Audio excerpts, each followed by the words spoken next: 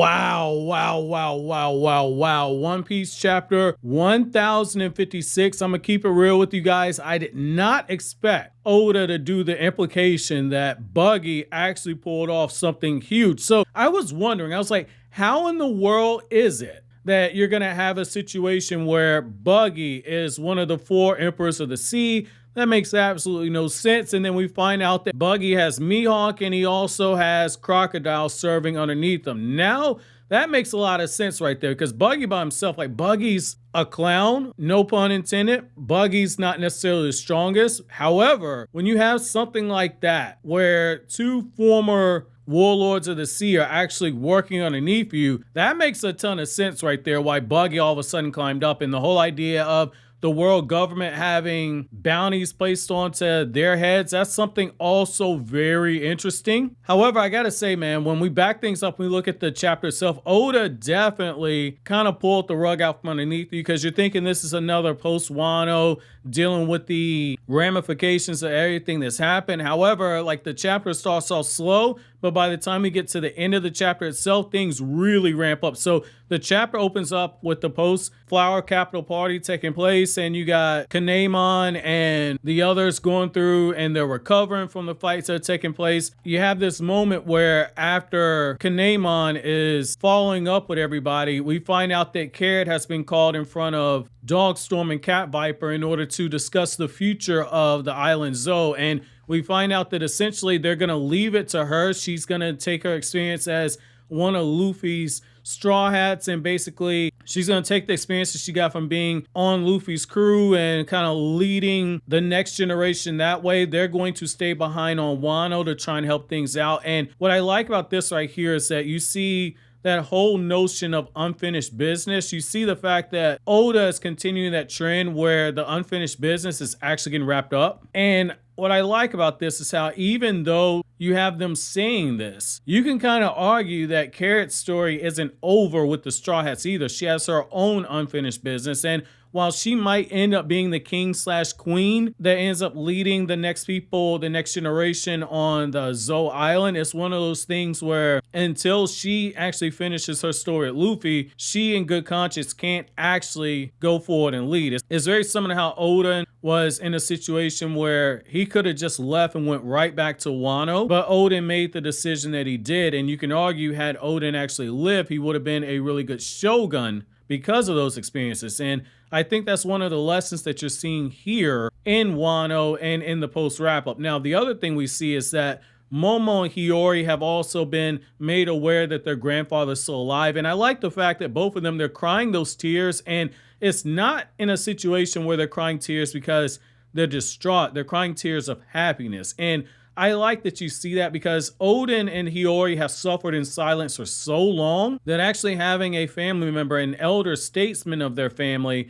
still around to help guide them as they're going into bringing Wano into a better place. I thought that that was another smart idea as well. Very good by Oda here. And I like how Kin'emon's just freaking out. He's like, oh my God, I did not know that this was actually their grandfather. And you see how some of the other vassals actually had already figured it out. So you got the good gag moment there. And then you have this moment where Luffy and the others, they're talking about the Pluton and the fact that it exists here on Wano, and we have a moment where Frankie's like, yeah, like, so that thing actually existed. Luffy's like, man, you know, those are the plans that Frankie actually burned down. And it makes you wonder, just looking back at how far we've actually been getting the Easter eggs to the Pluton and how it's leading up to this moment here. And Luffy's like, I don't want that power. I could care less. And you can see how Luffy is basically continuing to take things where life actually takes them. I like that aspect of what you have at Luffy, and it brings up the question of why Oden might want to actually unleash something like that. And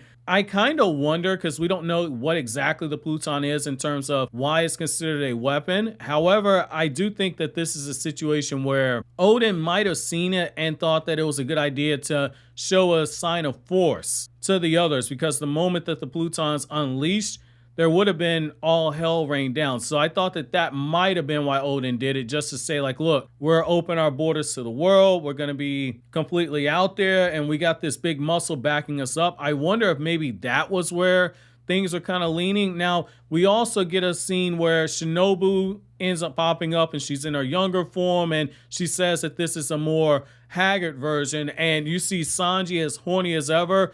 You don't see Sanji with the nosebleed, which, that's more character development for Sanji. But you have this moment where Tama reveals that she was going to be training underneath Shinobu, and you got Nami going into full mommy mode, and Nami's trying to bring her into her arms to hug her. And we find out that the Straw Hats, unbeknownst to them, as they've been talking about the Pluton, there's an eerie figure that I don't particularly care for that is listening and is made well aware of this and is getting ready to let a certain someone know about the Pluton as well as the Poseidon. So I like that you see that. And then we jump over and we have the scene where Momo wants to get trained on the Zoro, and then he starts realizing that Nami and Usopp and Sanji and Chopper, they're all gone. Each of the Straw Hats has essentially gone missing, and we find out that Hiyori was told goodbye. However, Momo and Kin'emon weren't told goodbye, and I kind of wonder if maybe they might have left just because they know that those two, it would have hit them the hardest because of how long they've actually traveled. I think that might have been it. However, what we end up seeing here is that you got Luffy and Kid and Law. They're all kind of sitting there deciding which direction they're going to leave because they all unfortunately picked the same day to actually leave. And Law makes the smartest decision. He says he's going to leave northeast because that gives him the best advantage to actually move the furthest ahead. So it's between Luffy and Kid to choose which path they're going to take. And I like the fact that both of them are continuing to choose the middle portion. And it's one of those things where you would think a straight line would be the fastest way to get where you need to. However, because of how the seeds are in One Piece, it does not matter which path they choose. All of them are going to have trials and tribulations, and the straight line path might actually be the most dangerous one to take. And because Luffy's got that enormous Luffy luck and Luffy logic, Luffy's probably going to get the path of least resistance right there. And just based off how Kid's acting, I could really see Kid actually having the short end of the stick right there. And that's where we learned the whole big reveal that Buggy might have Crocodile and Mihawk serving underneath him. And we find out that the world has continued to change while they've all been locked away inside of Wano. And so you can see that Oda is kind of setting up for more of the post-Wano fallout. And the chapter ends off where you have Yamato saying that she's made up her mind. She's going to go see Luffy and the crew. And she says she's going to live the way that Oden did. And I kind of find that interesting because I do want Yamato to join the Straw Hats. Like, Yamato, she's a powerhouse, so I do want her to join. However, at the same time, like, I look at it and I go, like, that would be kind of weak if Oda continued to just parallel what you saw with the past. However, you kind of see Luffy kind of following Roger's footsteps in a way too. So I can kind of see if Oda does this, it works either way. I personally want Yamato on the Straw Hats, if for no other reason, just to see Sanji get confused when Yamato keeps referring to herself as a guy and Sanji struggling against his own pervy nature. I think that the humor will be absolutely there. The same with Brook. However, I kind of feel like that'd be diminishing returns because you already had the gag moments with Sanji and Brook perving out over Robin and Nami. And because I'm a Vivi fanboy, I'm not going to lie to you. Like, I'm still salty Vivi didn't officially join the crew and travel with them. I really feel like Vivi could have brought a lot more to the Straw Hats than some of the other people have actually joined. But that's actually going to be my chapter question, you guys. Do you guys think that Yamato joining the Straw Hats is actually a good idea?